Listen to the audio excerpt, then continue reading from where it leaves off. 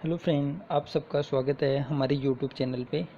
आज हम प्रतीक शिवालिक सर के मॉडल पेपर सेट सी में ईवीएस पार्ट को सोल्व करेंगे। अगर आपको वीडियो अच्छा लगे तो आप लाइक, कमेंट और शेयर करना ना भूलें। अगर आपके पास ये पेपर नहीं है तो इनका लिंक मेरे डिस्क्रिप्शन बॉक्स में मिल जाएगा, आप वहाँ से डाउनलोड कर सकते हैं। चलो शुरू करते हैं। पहला क्वेश्चन है, बायोस्फीयर रिजर्व के बारे में निम्नलिखित में से कौन सा कथन सत्य है? यह एक संरक्षित क्षेत्र है जहाँ केवल स्थानिक प्रजातियां रहती हैं। यह केवल पौधों और जानवरों के संरक्षण के लिए है। यह जैव विविधता और उस क्षेत्र की संस्कृति दोनों के सुरक्षित करने के लिए है। इसकी सीमाओं के भीतर कोई अन्य संरक्षित क्षेत्र नहीं होता है। देखो, बायोस्फीयर रिजर्व होता है क्या? बायोस्फीयर रिजर्व मतलब उस क्षेत्र की संपूर्ण जैव विविधता इसके अंदर रिजर्व मतलब संरक्षित रहती है। जैसे वहाँ के पेड़ पौधे भी आते हैं उसमें, वहाँ के जंतु, पहाड़, सब कुछ, मतलब बायोस्फीयर रिजर्व में सब कुछ चीज़ों का रिजर्वेशन होता है वहाँ पे। मतलब जैव विविधता और उस क्षेत्र की संस्कृति दोनों को सुरक्षित करने के लिए बायोस्फीयर रिजर्व का निर्माण किया गया है। तो इसमें थर्ड ऑप्शन राइट हो जाएगा। वर्तमान में भारत में 18 बायोस्फीयर रिजर्व हैं। 18 बायोस्फीयर रिजर्व हैं भारत में।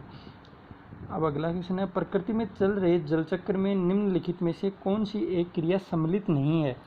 वाष्पन, वाष्प उत्सर्जन, अवक्षेपण और प्रकाश संश्लेषण।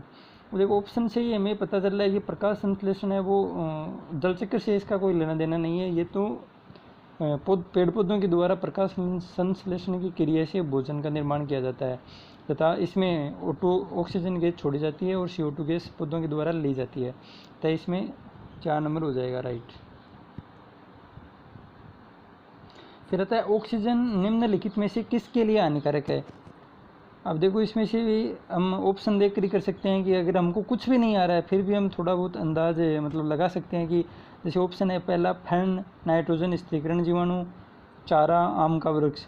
तो ऑक्सीजन की किसके लिए हानिकारक है? तो नाइट्रोजन स्थिरीकरण जीवाणु। इसमें मतलब हमें नहीं आ रहा है तो भी ऑप्शन की सहायता से भी कर सकते हैं। इसलिए किसी भी क्वेश्चन को ऐसे छोड़ना नहीं है हमें।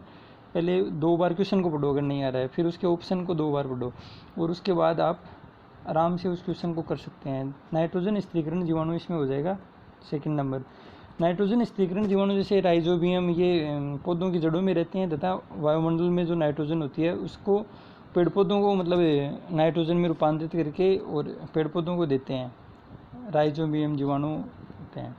फिर आता है अगला क्वेश्चन, अम्लीय वर्षा होने का कारण यह है कि सूर्य वायुमंडल की ऊपरी परतों को तप्त करना आरंभ कर देता है। जीवाश्मी ईंधनों के जलने पर वायुमंडल में कार्बन, नाइट्रोजन और सल्फर के ऑक्साइड मुक्त होते हैं। बादलों में घर्षण के कारण विद्युत आवेश उत्पन्न होते हैं। पृथ्वी के वायुमंडल में अम्ल होते हैं। अब देखो, अम्लीय वर्षा होने का सबसे प्रमुख कारण है कि हम मोटर गाड़ी के वाहनों से जो निकलता है जीवाश्म ईंधनों के जलने पर वायुमंडल में कार्बन, नाइट्रोजन और सल्फर के ऑक्साइड हो जाते हैं।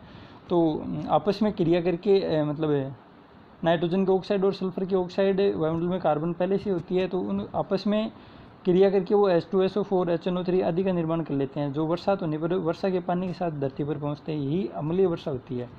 तो अम्लीय वर्षा इसमें ऑप्शन नंबर सेकंड हो जाएगा। अम्लीय वर्षा के लिए जीवाश्म ईंधनों के जलने पर वायुमंडल में कार्बन, नाइट्रोजन और सल्फर के ऑक्साइड मुक्त होते हैं, वो जिम्मेदार होते हैं अम्लीय वर्षा के लिए। अगला क्वेश्चन, वे जीव जो सौर ऊर्जा का प्रयोग करते हुए अकार्बनिक यौगिकों से कार्बोहाइड्रेटों का संश्लेषण कर लेते हैं, निम्न में से क्या कहलाते हैं? निम्न में से क्या कहलाते हैं? तो ये शाकाहारी कहलाते हैं। फिर आता है 136 का क्वेश्चन, इसमें ऑप्शन थर्ड राइट हो जाएगा।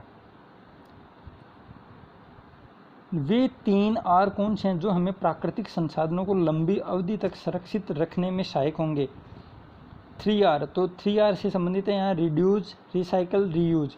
मतलब प्राकृतिक संसाधनों को हमें वापस सुरक्षित करना है, इसलिए उनको हम बार बार प्रयोग करें, साइकिल करके, मतलब रिसाइकिल करके। जैसे सीवेज के पानी में प्रदूषण को अलग करके हम उसमें से वापस से उस जल को नहाने धोने के, पेड़ पौधों में डालने के लिए काम में ले सकते हैं। संयुक्त राष्ट्र की रिपोर्ट के अनुसार सीवेज के पानी में 99.99% जल होता है और 1% गंदगी होती है। तो हम 99% जल में से 90% वापस रिसाइकिल करके 90% जल वापस प्राप्त कर सकते हैं।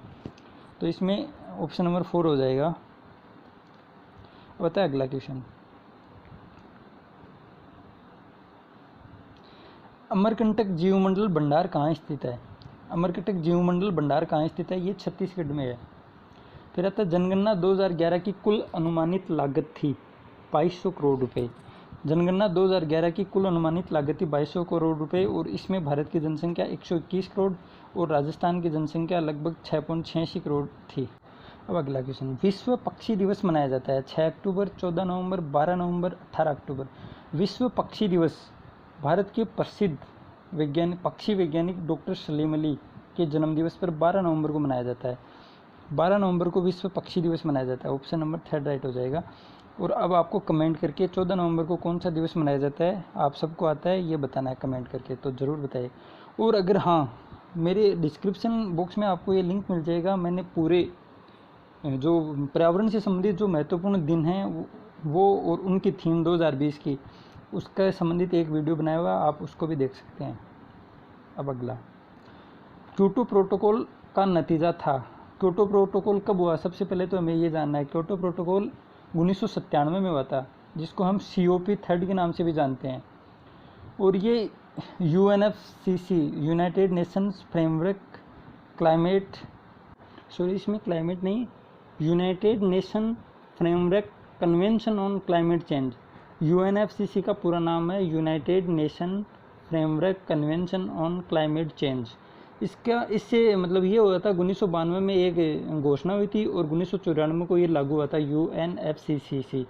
और इसका ये UNFCC तो एक गैर बाध्यकारी समझौता था, लेकिन इससे कोप थर्ड में घोषणा हुई इसकी क्योटो प्रोटोकॉल। क्योटो प्रोटोकॉल किससे संबंधित है? सबसे पहले तो ये इम्पोर्टेंट क्वेश्चन बन सकता है KVS की तरीके में भी, और एक ये ACF-FRO परीक्षा इससे संबंधित में इसमें क्वेश्चन आ सकता है। क्योटो प्रोटोकॉल है UNFCC का एक है, कोप थर्ड हुआ था, इसको कोप थर्ड के नाम से भी जानते हैं। 1997 में ये आयोजित हुआ था, क्योटो जापान में हुआ था।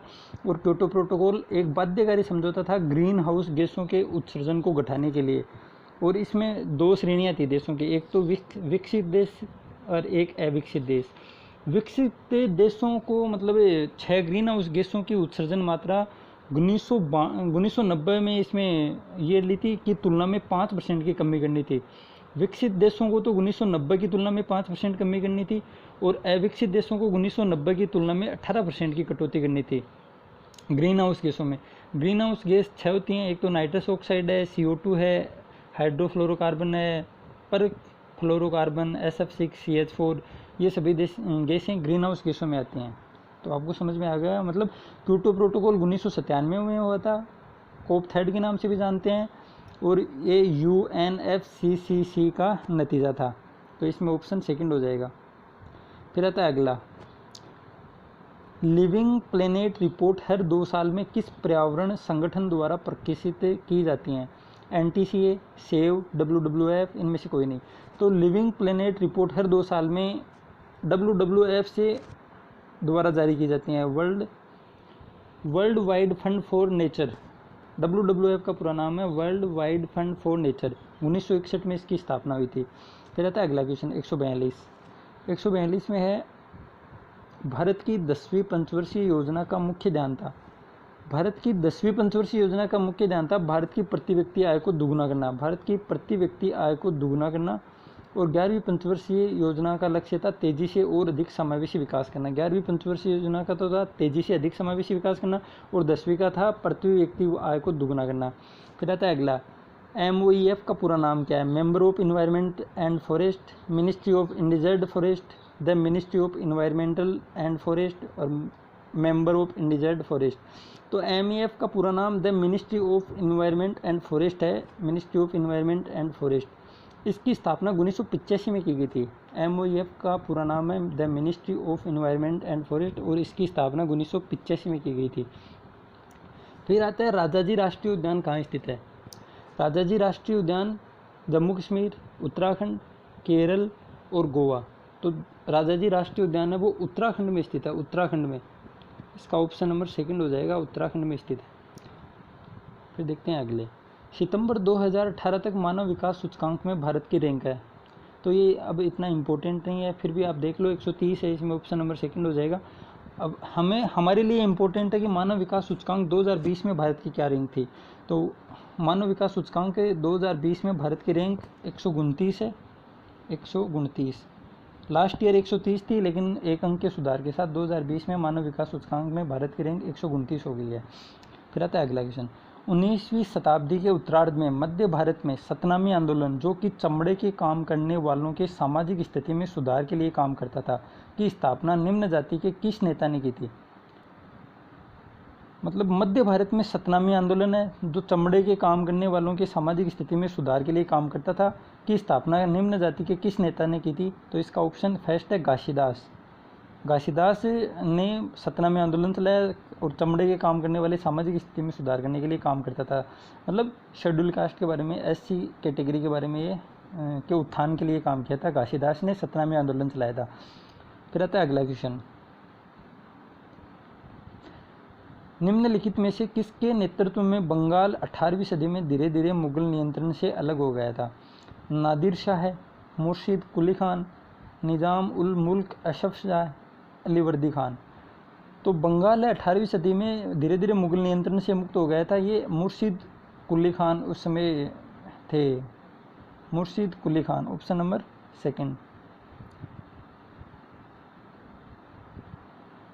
फिर आता है सन 1856 में निम्नलिखित गवर्नर जनरलों में से किसने यह निर्णय किया कि बहादुर शाह जफर आखिरी मुगल बादशाह होंगे और उनकी मृत्यु के बाद उनके किसी वंशज को बादशाह नहीं बनाया जाएगा? तो 1856 में हमें मतलब थोड़ा तो 1857 की क्रांति हुई थी, इससे याद है कि 1856 में कौन था? केनी था। केनी ने ये घोषणा की और में क्रांति हुई। उसका एक ये भी कारण था कि बहादुर शाह जफर है वो आखिरी होगा, उसके बाद उसके आने वाली संतानें भारत की बादशाह नहीं होंगी, एक कारण ये था। फिर तत्कालिक कारण 1857 की क्रांति का वो एनफील्ड राइफल हो गई। तो ये था केनी के बारे में। हम उसके बाद भारत में मतलब बहुत ज़्यादा परिवर्तन हो गए थे। फिर ब्रिटिश ईस्ट इंडिया कंपनी के शासन है वो 1858 में समाप्त हो गया था और केनी को गवर्नर जनरल के स्थान पर वाइसराय बना दिया गया था। तो आपको इसमें मतलब केनी होगा। बहादुर शाह जफर आखिरी मुगल बादशाह होंगे, उसकी मृत्यु के बाद किसी वंशज को बादशाह नहीं बनाया जाएगा, ये घोषणा केनी ने की थी 1856 में। जो कि 1857 की क्रांति में एक मतलब ये भी इसकी भी एक भूमिका थी कि भारतीयों के मन में ये भाव आ गया था कि मतलब अब हमारा मुगल है वो बादशाह नहीं होगा। फिर नेक्स्ट क्वेश्चन। 148वां औपनिवेशिक शिक्षा पर गांधी जी के विचारों के संबंध में कौन सा कथन गलत है? अंग्रेजों में दी जा रही शिक्षा ने भारतीयों को अपने सामाजिक परिवेश से काट दिया। औपनिवेशिक शिक्षा ने भारतीयों के मस्तिष्क में हीनता का भाव पैदा कर दिया। पश्चिमी शिक्षा में जीवन के अनुभवों और व्यवहारिक ज्ञान की अपेक्षा पाठ्य पुस्तकों पर अधिक बल दिया गया। अंग्रेजी शिक्षा ने पढ़ने और लिखने की अपेक्षा मौलिक ज्ञान पर अधिक बल दिया। तो औपनिवेशिक शिक्षा पर गांधी जी के विचारों के संबंध में गलत कथन पूछा, तो इसमें ऑप्शन फर्स्ट हो जाएगा। अंग्रेजी में दी जा रही शिक्षा ने भारतीयों को अपने सामाजिक परिवेश से काट दिया, ये ऑप्शन इसमें गलत है। फिर दक्षिणी भारत में नमक सत्याग्रह के एक वयोवृद्ध राष्ट्रवादी नेता निम्नलिखित में कौन थे? चक्रवर्ती राजगोपालाचारी, सरदार वल्लभ भाई पटेल, पोटी श्रीरामुलु, महात्मा गांधी। तो दक्षिण भारत में नमक सत्याग्रह का नेतृत्व किया था चक्रवर्ती राजगोपालाचारी ने। चक्रवर्ती राजगोपालाचारी। अब थोड़ा नमक सत्याग्रह के बारे में जान लेते हैं। नमक सत्याग्रह को सविनय अवज्ञा आंदोलन कहते हैं। सिविल नाफरमानी आंदोलन जो 6 अप्रैल 1930 को शुरू किया गया था। क्यों किया गया था? ये भारत सरकार द्वारा मतलब सरकार द्वारा नमक के उत्पादन और वितरण पर एकाधिकार कर दिया गया था। अंग्रेजों की सरकार ने तब भारत के नमक के उत्पादन और वितरण पर एकाधिकार कर दिया, मतलब भारतीय हैं वो नमक नहीं बना सकते थे। और इरविंग ने गांधी जी की 11 मांग अस्वीकार कर दी। इन दोनों के कारण सविनय अवज्ञा आंदोलन शुरू हुआ। दांडी मार्च 12 मार्च 1930 से 6 अप्रैल 1930 तक दांडी मार्च किया गया। 24 दिन में कुल 240 किलोमीटर की दूरी महात्मा गांधी और उसके साथ 78 कार्यकर्ता थे पैदल तय की गई। आंदोलन शुरू हो गया 6 अप्रैल 1930 को। तब तमिलनाडु में चक्रवर्ती राजगोपालाचारी ने त्रिचन्नापल्ली से वेदारण्यम तक नमक यात्रा की थी और मालाबार तट पर के कलप्पड़ ने नमक यात्रा की थी। एक 13 वर्षीय बालिका थी गार्डिनेल्लू, उसने नागालैंड में नमक यात्रा की थी। सरोजिनी नायडू ने गुजरात में नमक यात्रा की और एक सीमांत गांधी, खान अब्दुल गफ्फार खान, उन्होंने पश्चिमोत्तर नमक यात्रा निकाली। जिस खान अब्दुल गफ्फार खान ने एक आंदोलन भी चलाया था, उस आंदोलन का आपको कमेंट करके जवाब देना है। आज के लिए इतना बहुत है। अगर आपको अच्छा लगे तो लाइक, कमेंट और शेयर करना ना भूलें। Thank you.